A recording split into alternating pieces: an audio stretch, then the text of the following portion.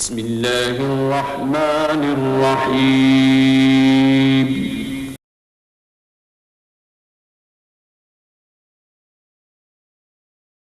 रहमानिर्रहीम लकल हम्दु या अल्लाह वस्सलातु वस्सलामु अला रसूलिल्लाह अम्मा बाद या अय्युहल्लज़ीना आमनु कुतिबा अलैकुमुस्सियामु कमा कुतिबा अलल्लज़ीना मिन क़ब्लिकुम लअल्लकुम तत्तक़ून।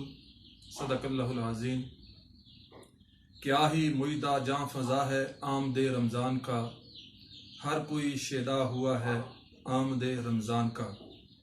शुक्र मौला कर रहा हूँ हर घड़ी मैं लाख बार, शुक्र मौला कर रहा हूँ हर घड़ी मैं लाख बार, जिसने मौका दिया है फिर आमदे रमज़ान का। हो मुबारक हर किसी को सिदके दिल से बार बार, हो मुबारक हर किसी को सिदके दिल से बार बार, जिसको भी तोहफ़ा मिला है आमदे रमज़ान का। नाज़रीन, अल्हम्दुलिल्लाह, जागो शेरान इस्लाम, उठो शेरान इस्लाम रमज़ान ट्रांसमिशन के आज पहले प्रोग्राम में हम आपके साथ शरीक हैं।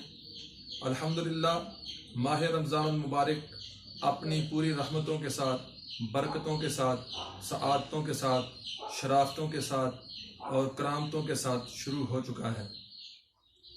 नाज़रीन, कुरान मजीद बुरहान रशीद में अल्लाह रब्बुल आलमीन ने फरमाया कि ए ईमान वालो, तुम पर रोज़े फ़र्ज़ किए गए हैं जैसा कि तुमसे पहले लोगों पर रोज़े फ़र्ज़ किए गए थे, ताकि तुम परहेज़गार बन जाओ। इस आया मुबारका से मालूम होता है कि तमाम उम्मत मुसलमान पर रोज़े फ़र्ज़ किए गए हैं। नाज़रीन, रोज़ा जिसमें जिस तरह बहुत सारे रूहानी फ़वाइद मौजूद हैं कि रोज़ा हमें इत्तेहाद मिल्लत, अख़ुव्वत, मसावात और रवादारी का दर्स देता है। रोज़ा से हमें इसार और हमदर्दी का जो है सबक मिलता है। रोज़ा एक ज़ब्त नफ्स का ज़रिया है। रोज़ा रूहानी तौर पर भी और जिस्मानी तौर पर भी हमारे लिए फ़ायदेमंद है।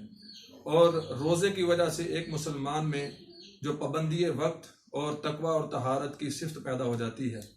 लेकिन ये बात याद रखें कि रोज़ा जिस तरह हमारे लिए जिस्मानी लिहाज से फ़ायदेमंद है, लेकिन बुनियादी तौर पर जो रोज़े के फ़ायदे हैं वो रूहानी तौर पर रूहानी लिहाज से हैं कि रोज़ा रूहानी तौर पर इसमें लिल्लाहियत है, खलूस है, ये हमारे लिए हमें मुयस्सर आता है। नाज़रीन, ये बात याद रखें कि आज का हमारा जो मौजू है वो है रोज़े के तिब्बी फ़वाइद। इस मौजू को बयान करने से पहले मैं ये अर्ज़ करना चाहता हूँ कि रोज़ा के अगरचे जिस्मानी लिहाज से भी बहुत सारे फ़वाइद हैं, लेकिन ये बात याद रखें कि रोज़ा रखने से पहले हमें ये ज़रूर नीयत कर लेनी चाहिए कि इन्नमल आमालु बिन्नियात, हर अमल का दारोमदार नीयत पर है। हमें नीयत जो है वो अल्लाह की रज़ा के लिए, अल्लाह के रसूल सल्लल्लाहु ताला अलैहि वसल्लम की रज़ा के लिए करनी चाहिए, ताकि हमें लिल्लाहियत और खलूस मुयस्सर आ सके।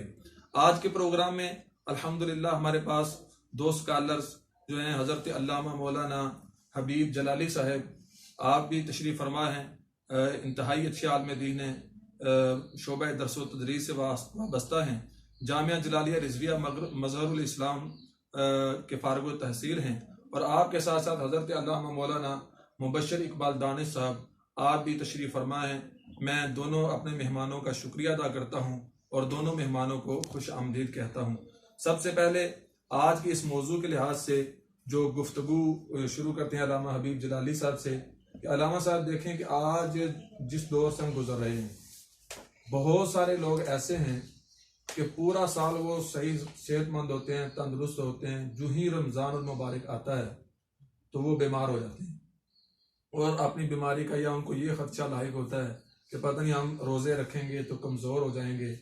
तो नबी करीम सल्लल्लाहु ताला अलैहि वसल्लम की जो हदीस मुबारक है कि सूमू तस्सिहू, और रोज़ा रखो और सेहतमंद हो जाओ, इस लिहाज से आप क्या बयान फरमाएंगे कि रोज़ा रखने से इंसान की सेहत के लिहाज से कितने फ़ायदे मौजूद हैं? बिस्मिल्लाहिर्रहमानिर्रहीम।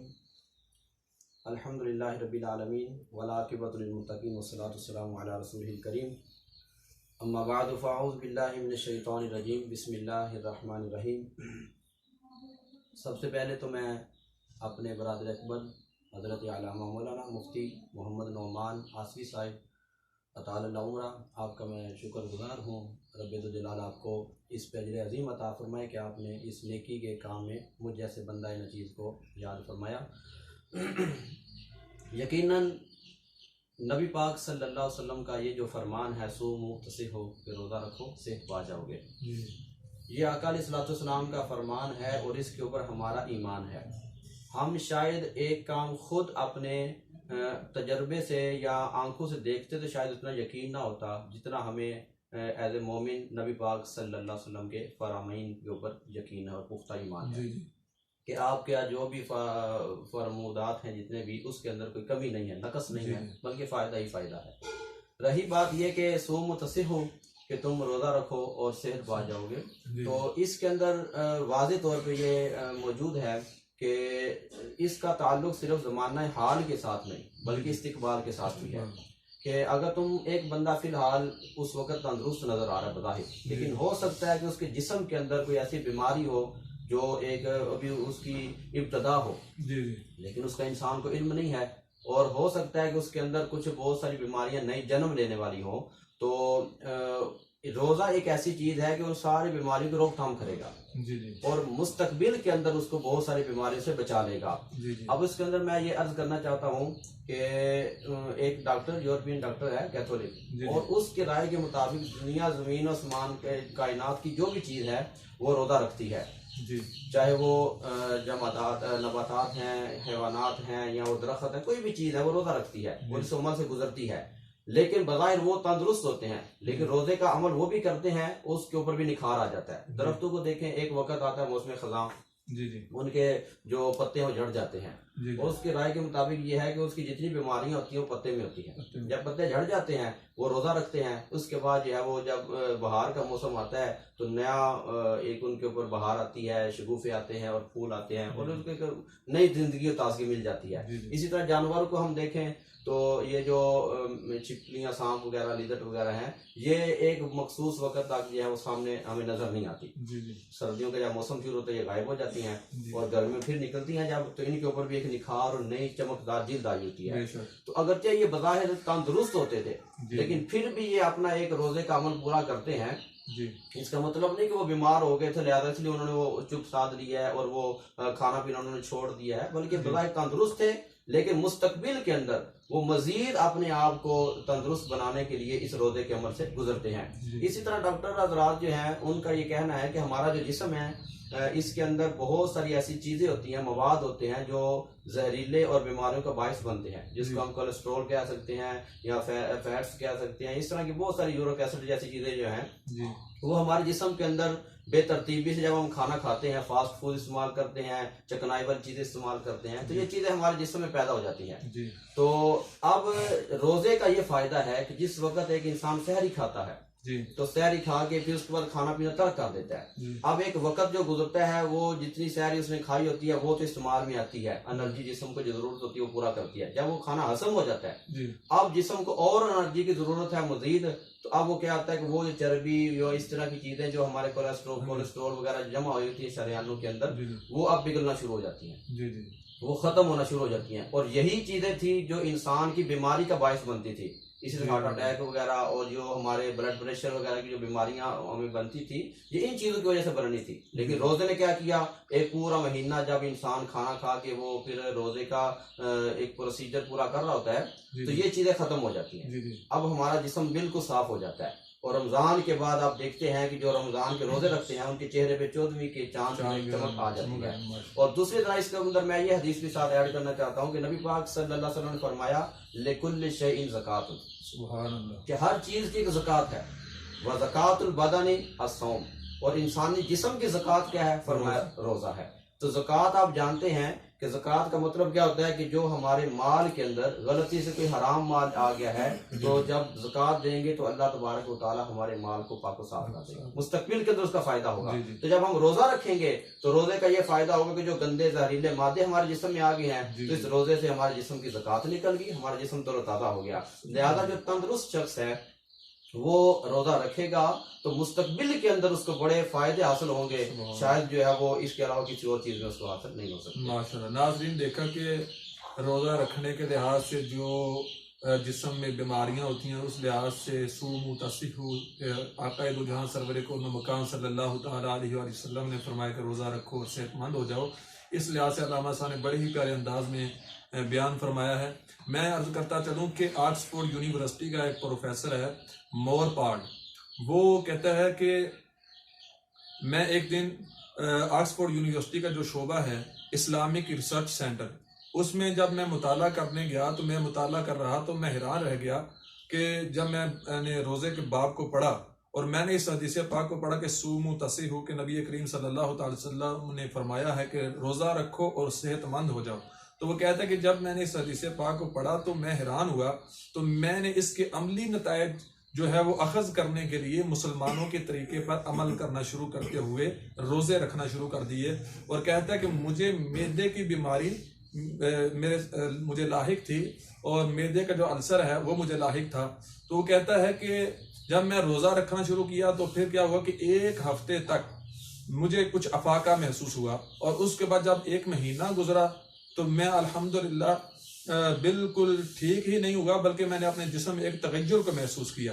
तो नाज़रीन, वाकई रोज़ा रखने से रूहानी तौर पर तो फ़वाइद है ही हैं, लेकिन इसके साथ साथ जिस्मानी तौर पर भी बहुत सारे फ़ायदे हासिल हैं।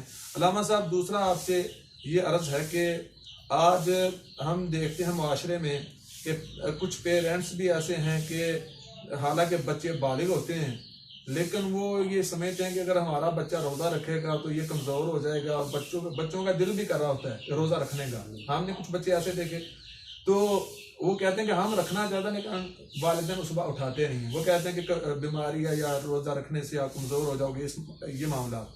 एक तो ये बात है कि क्या ऐसा करना चाहिए, या जो पेरेंट्स ऐसा करते हैं इस ख्याल से कि बच्चे कमज़ोर हो जाएंगे, तो क्या वाकई ये मामला है? दूसरी बात यह है कि जो मजदूर हैं, यानी कि मजदूर है उसको तो शरीयत ने इजाज़त दी है, लेकिन कुछ लोग बीमार हैं और वो समझते हैं कि हम रोज़ा रखेंगे सूमू तसीहू की रोशनी में तो हम सेहतमंद हो सकते हैं। अगर वो इस नीयत से रखते हैं तो क्या वाकई इसके फ़ायदे उसको मुयस्सर आ सकते हैं? इसके अंदर मुफ्ती साहब ये मैं बात अर्ज करूँगा कि अल्लाह रब्बुल इज़्ज़त ने चूँकि दीन आसानी भी देता है जी, तो इसमें फमान काना मिनकुम मरीदन औ अला सफरिन फ़ाइदतुम मिन अय्यामिन उखर, कि तुम में से जो बीमार है या सफ़र पे है तो वो रोज़ा फ़िलहाल तर्क कर दे और बाद में उसकी गिनती पूरी करे, जितने रोज़े उसके रह गए वो पूरा करे। जी। तो बीमारियां जो है ना ये मुख्तलिफ किस्म की हो सकती हैं। एक वो बीमारी है कि एक शख्स बीमार है तो उसको किसी, ये तीन हिस्सों में मैं तकसीम करूंगा कि एक वो बीमार है कि जिसको किसी माहिर डॉक्टर ने मना किया है, और अगर वो साथ खौफ खुदा भी रखता है तो ये तो अच्छी बात है, लेकिन कम से कम वो इतना माहिर हो डॉक्टर, उसने मना किया कि तुम अगर रोज़ा रखोगे तो तुम्हारे लिए ये बीमारी मजीद बढ़ जाएगी या मौत का खतरा भी खुदा न खास्ता हो सकता है। तो इस वजह से एक तो ये कंडीशन है, इस हालत में उसको इजाज़त है तर्क कर सकता है। या फिर ये है कि उसका कुछ सबका तजर्बा था कि पिछले साल भी उसको ये बीमारी थी और उसने रोज़ा रखा था सूमू तसीहू के नज़र में, लेकिन उसकी बीमारी बढ़ गई थी। तो ये एक अल्लाह रब्बुल इज़्ज़त की तरफ से एक अमर है। उसकी बीमारी बढ़ गई थी, ज़्यादा हो गई थी, लिहाजा उसने ये सोचा कि ये मेरा पुराना तजर्बा है, लिहाजा मैं रोज़ा नहीं रखूंगा। ये भी एक अलग बात, उसको इजाज़त मिल सकती है। या तीसरे नंबर पे यह है कि उसका मौजूदा हाल का एक तजर्बा है कि उसने पहले रोज़े जब स्टार्ट हुए उसने रोज़े रखे और उसको बीमारी का शदीद अटैक हो गया, मजीद बीमारी बढ़ गई, तो ये उसका मौजूदा तजर्बा है। ये तो वो सूरत हाल है कि जिसमें उसको रोज़ा छोड़ने की फिर शरीयत ने इजाज़त दे रखी है। और दूसरे नंबर पे अगर कोई एक ऐसी औरत है, हमारी माँ बहन है कि वो प्रेग्नेंट है और उसको पता है कि डॉक्टर ने उसको कहा कि तुम अगर रोज़ा रखोगी तुम्हारे बच्चे के ऊपर जो है वो खदशा है मौत का, या तुम्हारी अपनी जान को खतरा है, या वो फीड करवाती है बच्चे को दूध वगैरह, इस लिहाज से तो ये एक अलग चीज़ है। और इसके अंदर भी मैं ये समझता हूँ कि एक बंदा अगर रोज़ा रख लेता है तो अल्लाह रब्बुल इज़्ज़त ने इस आयत के आगे भी इरशाद फरमाया वान तसूमू खैरुल लकुम इन कुंतुम तालमून, कि एक तो ये है कि उसको शदीद खतरा है तो फिर तो वो रोज़ा छोड़ने की इजाज़त है कि अपनी जान को हलाकत में ना डाले, लेकिन एक ये है कि थोड़ा बहुत उसकी बीमारी बढ़ सकती है और फिर ठीक भी हो सकती है, इतना कोई ज़्यादा नहीं है। तो उसमें यही अल्लाह फरमाता है कि वान तसूमू खैरुल लकुम, रोज़ा रख लोगे तो तुम्हारे लिए बेहतर है। और नबी पाक ने इसकी वज़ाहत फरमा दी कि वो छोटी मोटी बीमारी जो है उसमें तुम रोज़ा रखोगे तुम सेहत पा जाओगे।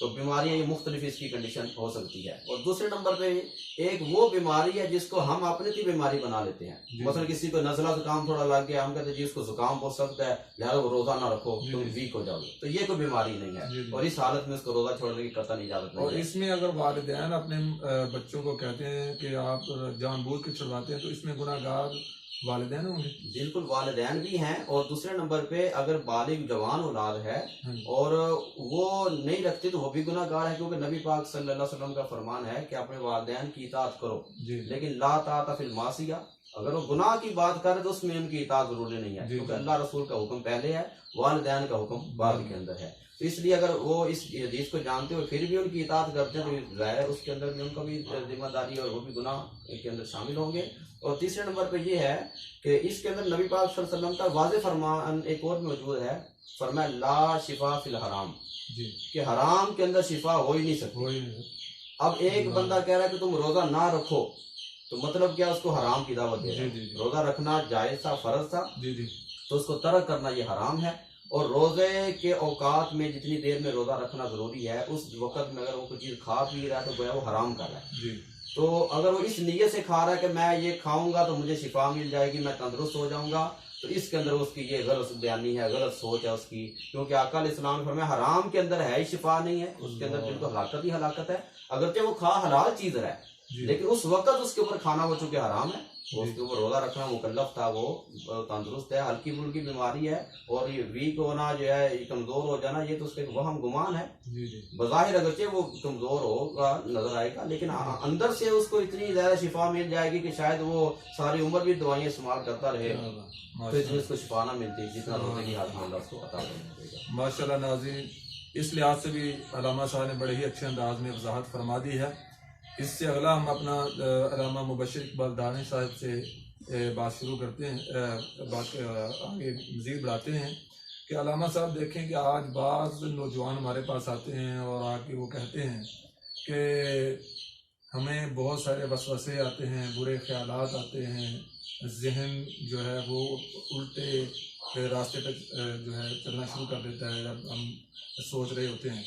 तो इस लिहाज से अगर रोज़ा रखा जाए तो क्या उनके लिए इस बीमारी से, इसको हिजान से भी जो कहा जाता है हिजान की बीमारी, तो अगर इस रोज़ा रखा जाए तो क्या इससे फ़ायदा हासिल हो सकता है?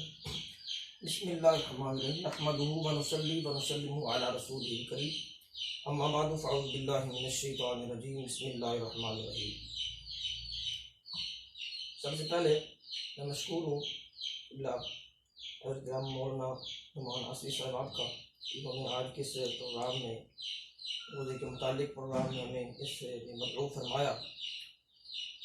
सबसे पहले जो कुरान करीम ने हमें दर्स दिया, या अय्युहल्लज़ीना आमनू कुतिबा अलैकुमुस्सियाम कमा कुतिबा अलल्लज़ीना मिन क़ब्लिकुम लअल्लकुम तत्तक़ून, कि ये जो रोज़ा है ये पहली उम्मतों पर भी फ़र्ज था।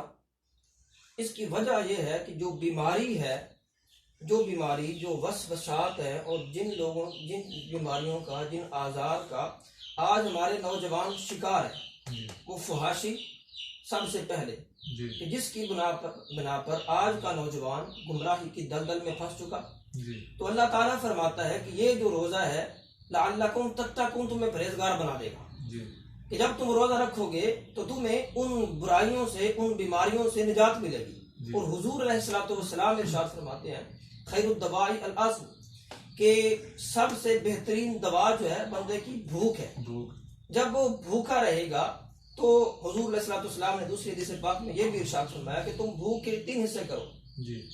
एक तो अपने पेट के अंदर ये है कि पानी का हिस्सा, दूसरा खुराक का हिस्सा, और तीसरा हवा का हिस्सा। कि जब बंदा एक हवा का हिस्सा भी भर लेता है तो उसके जो फेफड़े होते हैं वो भी सांस के अंदर दुश्वारी महसूस करते हैं। तो ये भी सूरत हाल। और फिर जब बंदा भूख के अंदर पेट को भरता है तो पेट को भरने से उसके अंदर नफसानी ख्वाहिशात का इजहार पैदा होता है, वो बढ़ती हैं, उसके अंदर उन ख्वाहिशात नफसानी का बेदार होना ये पैदा होता है। जब वो पैदा होती है तो बंदा गुनाह की दलदल की तरफ जाता है और फिर बंदा नफ्से अम्मारा के अंदर मुब्तला होता है। जब वो नफ्से अम्मारा में मुब्तला होता है तो वो फाशी और रुजयानी और उससे भी आगे जो दर्जात है उनकी तरफ चला जाता है। और फिर इसके बरअक्स अगर बंदा भूख के अंदर, जिस तरह हुजूर अलैहिस्सलाम ने इरशाद फरमाया कि भूख के अंदर तुम्हारी ये बेहतरीन दवाई है, अब जो दवाई वो लेगा भूख वाली, तो फिर जो होगा उसके अंदर नफसानी ख्वाहिशात वो मर जाएंगी। वो जब मरेंगी तो बंदे का जो नफ्स है वो नफ्से अम्मारा से नफ्से मुतमइन्ना की तरफ मुंतकिल होता चला जाएगा। जब वो नफ्से मुतमइन्ना की तरफ मुंतकिल होगा तो फिर बंदे के अंदर नेकी की रगबत पैदा होगी। जब उसके अंदर नेकी की रगबत पैदा होगी तो वो अच्छे कामों की तरफ जो है मशगूल होता चला जाएगा। क्योंकि हुजूर अलैहिस्सलाम ने जहाँ ये दर्ज दिया है हमें, तो हम जब देखते हैं इस सूरत हाल को, आम तौर पे कोई माँ है, जब माँ अपने बच्चे को जो सख्त दवाई होती है, वो अगरचे बच्चा जो है वो मुजाहमत कर रहा होता है कि मैं ये दवाई नहीं लूंगा, मुझे ये कड़वी लगती है, मुझे ये अच्छी नहीं लगती, लेकिन अल्लाह ताला ने इसके बावजूद जो 70 माओं से भी ज्यादा प्यार करने वाला है, उसने फरमाया कि ये तुम्हारे ऊपर फर्ज है रोजा, इसको रखो, इसके अंदर तुम्हें शिफा मिलेगी। अब ये जब हम देखते हैं जो बंदा इस दवा को लेता है, रोजे की दवा को, तो फिर उसको बंदे को ये तंदुरुस्ती मिलती है, बंदे को रूहानी तंदुरुस्ती मिलती है और जो है ज़ाहिरी तंदुरुस्ती मिलती है। ये सूरत है। माशाअल्लाह जी। नाजरीन, आपने देखा कि रोज़ा रखने से वाकई हुज़ूर अलैहिस्सलाम के फरामीन की रोशनी में भी कि इंसान के जहन में जो बुरे ख्यालात आते हैं और फिर नफ्स अमारा की तरफ जो बंदा मैल हो जाता है और हर वक्त खाते रहना और पेट को ज़्यादा भर कर रखना, इस वजह से तो जब बंदा भूखा रहता है तो उलामा साहब जैसे फरमा रहे तो नफ्स अमारा से नफ्स मुतमइन्ना की तरफ जो है इंसान चला जाता है और उसको अल्लाह और उसके रसूल की रज़ा हासिल हो जाती है। उलामा साहब,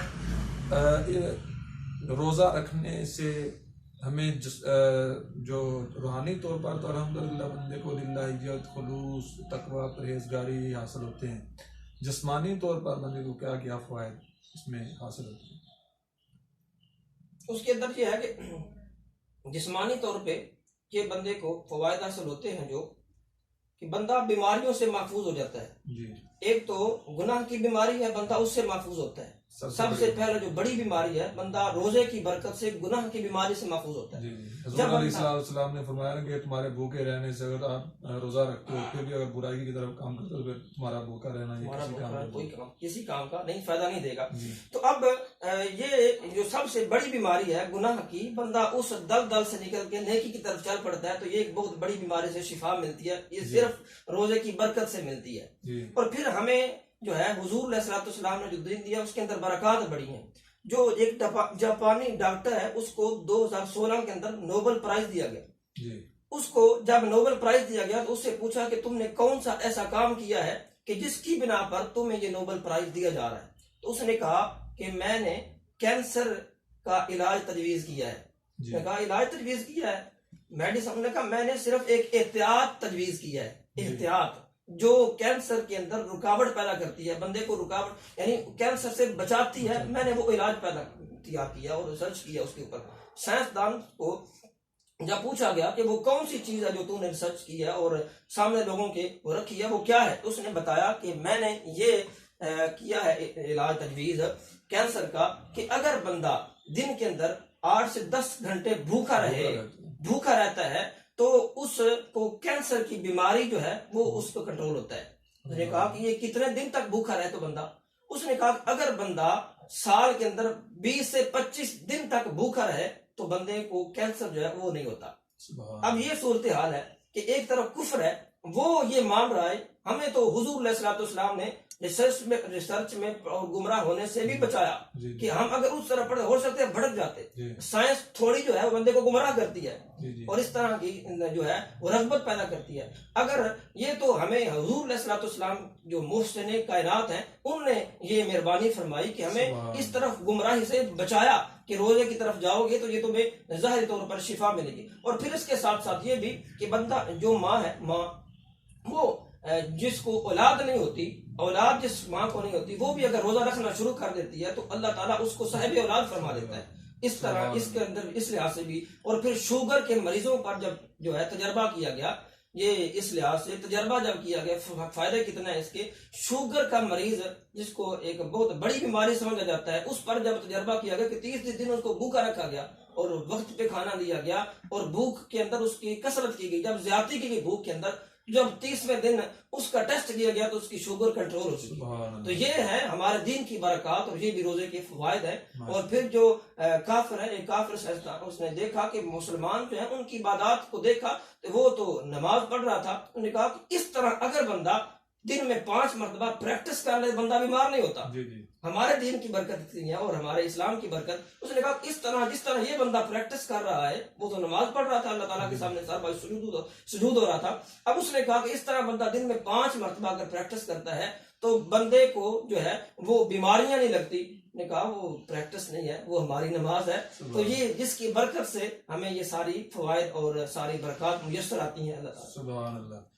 नाजरीन, जैसा कि आपने हमारे दोनों स्कॉलर्स के बयानात समाअत फरमाए कि अल्हम्दुलिल्लाह रोज़ा की बरकत ही बरकत हैं, जिस्मानी तौर पर भी रूहानी तौर पर भी हमें उसके फ़ायदे हैं। जर्मनी का एक स्कॉलर है डॉक्टर लोथर जसीम, उसने भी अपनी तहकीक पेश की और वो कहता है कि मैंने 2 किस्म के लोगों के मैदे की रतूबतों को इकट्ठा किया, एक वो था जो रोज़ा रखता था, एक वो था जो बेरोज़ रहता था।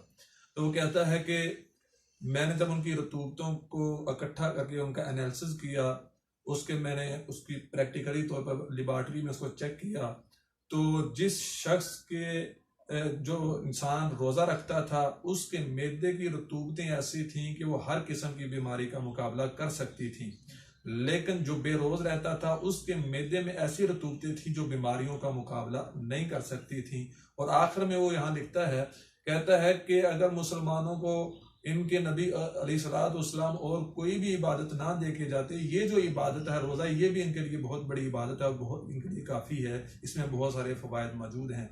नाज़रीन, अर्ज़ करने का मकसद यह है कि मौसम भी अच्छा हो, पानी भी वाफर हो, मट्टी भी ज़रखेज़ हो, तो ऐसे माहौल में अगर कोई किसान वहाँ से फसल हासिल ना कर सके तो ये उसकी कितनी बड़ी बदकिस्मती है। आज आप देखें माह रमज़ान मुबारक जो रूहानियत का मौसम बहार है, तो इस प्यारे मौसम में अगर हम रब्बुल आलमीन की रज़ा हासिल ना कर सकें, आक़ाए दो जहान नबी आखिर ज़मान सल्लल्लाहु तआला अलैहि वसल्लम की शरीयत पर अमल पैरा होते हुए रोज़े ना रख सकें, और आज देखते हैं माशरे के अंदर कि माह रमज़ान मुबारक का महीना होता है, हमारे होटल्स जो हैं वो भी खुले होते हैं, अब दिन के वक्त बहुत सारे घरों को देखा जाता है कि वो उन घरों में चूल्हे जल रहे होते हैं और वहाँ से खाने पकाने के जो है वो इंतज़ामात नज़र आते हैं। लेकिन इन दोस्तों के लिए मैं ये पैगाम देना चाहता हूँ कि अगर तुम दुनिया व आखिरत में कामयाबी चाहते हो तो फिर एक ही बात है कि मौसम अच्छा, पानी वाफर, मट्टी भी ज़रखेज़, जिसने अपना खेत ना सेंचा वो कैसा दहकान। इसी के साथ अपने मेज़बान मोहम्मद नुमान आसवी को इजाज़त दीजिए। पाकिस्तान जिंदाबाद, शेरान इस्लाम इंदाबाद, व आखिर दावाना अनिल हम्दुलिल्लाहि रब्बिल आलमीन।